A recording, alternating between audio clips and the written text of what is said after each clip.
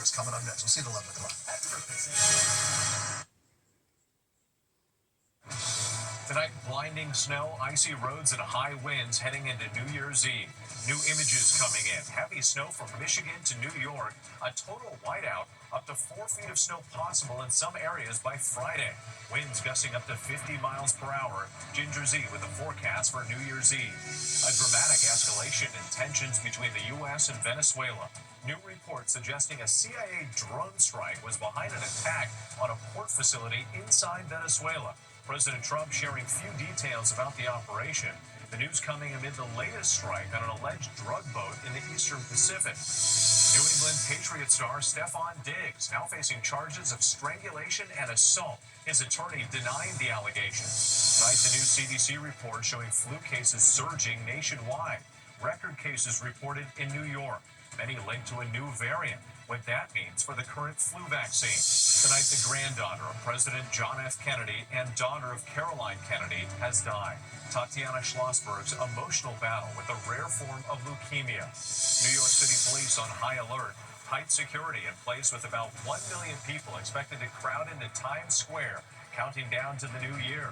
Thousands of officers being deployed. What police are doing differently this year.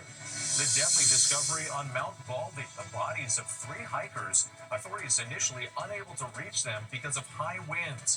Dramatic images of a fiery car rescue, the vehicle on its side. Body camera video showing an officer pulling the driver out through the sunroof. And the countdown is on. Ryan Seacrest and the New Year's Eve celebration in Times Square. Bigger than ever, with a massive lineup of performers and a show going into the early hours of 2026. From ABC News World Headquarters in New York, this is World News Tonight with David Muir. Good evening, I'm Wade Johnson in for David tonight. We begin with the dangerous weather threats ahead of New Year's Eve. Heavy snow and brutal cold winds pushing into the Northeast. Millions under winter weather alerts from Michigan to New York to Maine. Those winds gusting up to 50 miles per hour in some areas. Whiteout conditions hitting Buffalo, New York, near zero visibility. Up to 4 feet of snow possible by the end of the week. Drivers facing dangerous road conditions. Snowplows struggling to keep up. Strong winds toppling this canopy at a gas station outside Cleveland. Ginger Z standing by with the forecast for New Year's Eve, but ABC's Faith Abube leads us off again tonight. Tonight, after pummeling the Midwest with howling winds and feet of snow, blizzard conditions now paralyzing upstate and western New York. In Buffalo, watch as the waves thrash the shoreline and roadway, the water transforming into a lake-effect blizzard. WKBW Buffalo reporter Michael Schwartz braving the dangerous conditions in Hamburg. You can see those waves that are coming up here on the shores of Lake Erie in Hamburg, and that BMW has been here since 7 a.m. Hours later, the BMW entombed in ice. Police say it was reported stolen out of Boston. In Syracuse, snow bands blowing off Lake Ontario brought traffic to a standstill this morning. Power lines whipping around Rochester. Crews in Elba, New York, cleaning up downed trees. And in Lackawanna, doorbell camera catching the moment Diane Miller opened the door at her daughter's house and the wind took her. Are you okay? I think God took care of me because at my age, my bones break very easily. New York's governor expanding that state of emergency to include the entire state. Outside Cleveland, this gas station canopy knocked over. In the west, families north of Los Angeles and Wrightwood cleaning muck out of their homes. A new storm set to move in, promising to dump more rain that they don't need. And with the lake effect, snow warnings are still in effect. Some areas could get up to 4 feet by Friday. Whit. Faith, thanks. Let's get right to ABC's chief meteorologist, Ginger Z. And Ginger, the dangerous winds and snow threatening again tonight.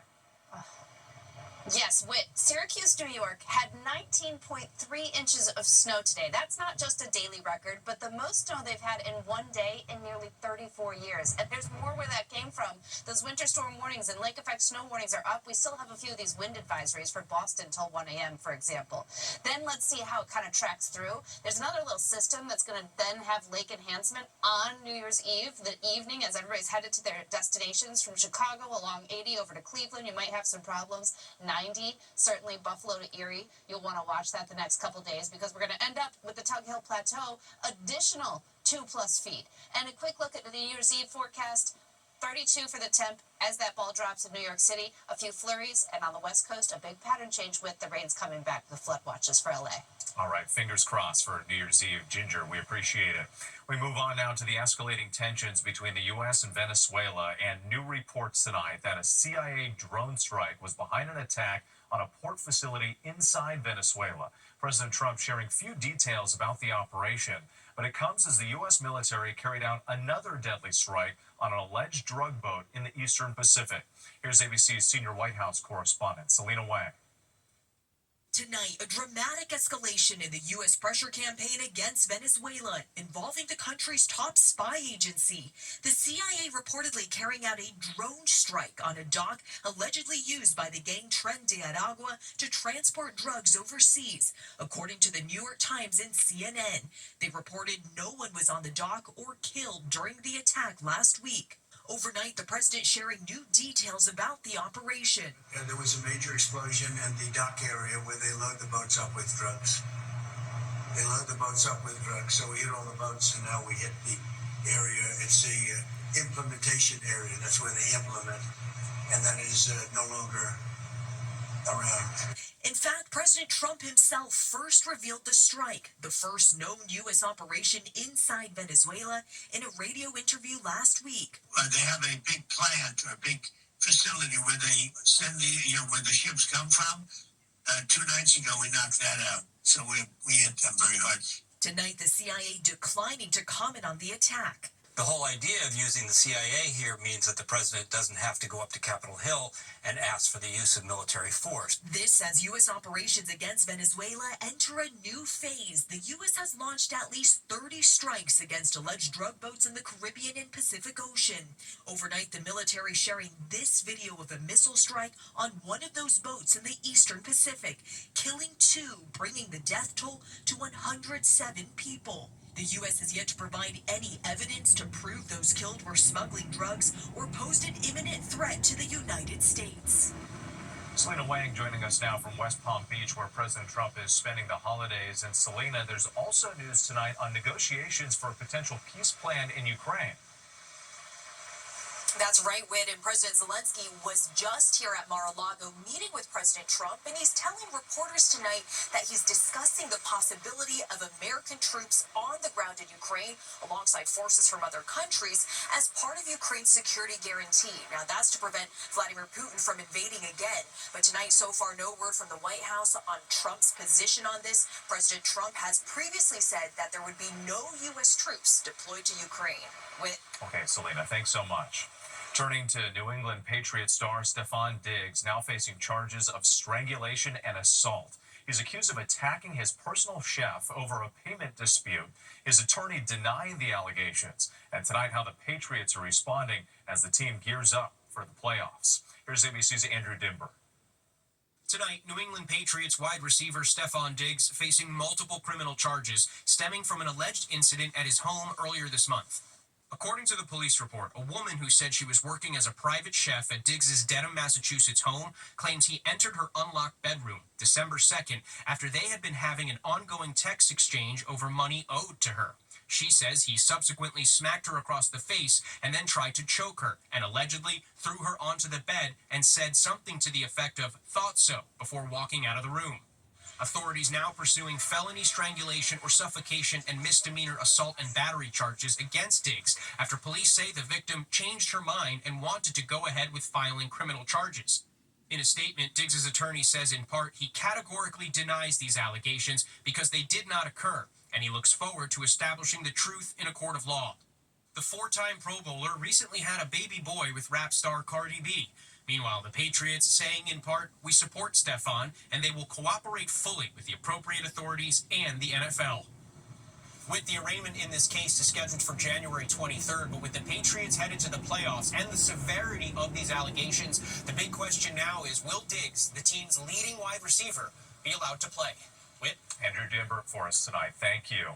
Now to the new CDC report showing flu cases surging nationwide. Health officials estimating about 7.5 million cases 29 states now reporting either very high or high levels of flu activity.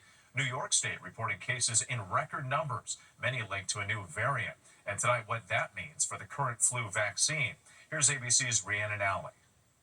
Tonight, a sharp rise in flu cases raising alarm among medical experts. In just 1 week, according to CDC data, flu-related illnesses jumping more than 60% from 4.6 million to 7.5 million. Hospitalizations also spiking more than 60% from 49,000 to 81,000. And more than 1,200 deaths have been reported. 29 states now reporting very high or high rates of illness, including New York, which just reported its most ever cases in a week. Some schools closing early for the holiday break due to widespread illness. We had about an hour where the phone was just ringing off the wall and parents calling kids in sick. CDC data showing last year's child flu deaths reached their highest level since the 2009 swine flu pandemic. Experts say vaccination rates among kids, down 10% compared to before the pandemic, are partially to blame. The concern is the amount of patients presenting. That can put strain on the hospital system, limit resources, and treating the complications can become even more difficult. The CDC says the bulk of cases are linked to a new variant called subclade K, which has mutations that appear to have resulted in a mismatch with this year's flu vaccine. Doctors say getting the vaccine will still reduce the risk of severe illness. With the CDC's data is released on a delay, that means these latest figures are from the week before Christmas, so current flu levels are likely even higher. Whit? All right, Rhiannon Alley, our thanks to you tonight. We learned today that Tatiana Schlossberg has died, the granddaughter of President John F. Kennedy, daughter of Caroline Kennedy. She revealed her leukemia diagnosis in the New Yorker last month, penning an emotional essay about preserving memories for her children and the sadness over bringing more loss into her mother's life. Here's ABC's Mola Lenghi. Tonight, the Kennedy family mourning again. Tatiana Schlossberg, daughter of Caroline Kennedy Schlossberg and granddaughter of President John F. Kennedy, has died after losing her battle to a rare form of leukemia. The 35-year-old environmental journalist, wife, and mother revealing her diagnosis last month in the New Yorker, writing, "For my whole life, I have tried to be good, to be a good student and a good sister and a good daughter, and to protect my mother and never make her upset or angry. Now, I have added a new tragedy to her life, to our family's life, and there's nothing I can do to stop it. It's yet another heartbreak for her family, and especially for her mother, who has endured a lifetime of loss. Caroline's father, President John F. Kennedy, assassinated when Caroline was just 5 years old. 5 years later, her uncle, Robert F. Kennedy, assassinated too. And then Caroline's younger brother, JFK Jr., along with his wife, Caroline Bessette Kennedy, killed in 1999 when the small plane JFK Jr. was piloting crashed in foggy weather off Martha's Vineyard. Well, with the JFK Library Foundation issuing a statement tonight saying, "Our beautiful Tatiana passed away this morning. She will always be in our hearts." In addition to her mother and father, Tatiana is survived by her husband, her 2 young children, as well as her brother and sister, Whit. Mola Lenghi for us tonight. Thank you. Heading into the final hours of 2025, police across the U.S. will be on high alert. Here in New York, roughly 1 million people expected to pack into Times Square, thousands of officers deployed. ABC's Rena Roy joins us now with more on the security efforts nationwide. Rena? There is no question security will be tight at New Year's Eve celebrations across America tomorrow night, especially here in New York City. The police commissioner is saying that the entire New York City Police Department will be on the job, including K-9 teams and undercover cops. Authorities say we can expect more officers and secondary screenings this year compared to previous celebrations. Times Square considered an aspirational target, according to a threat assessment obtained by ABC News. And in New Orleans, National Guard troops patrolling in the French Quarter after last year's car ramming attack that killed 14 people. Law enforcement officials say there are no specific or credible threats against Times Square or other high-profile celebrations across the country, but as always, Whit, they are urging people to stay vigilant. Whit. Rena Roy, thanks so much.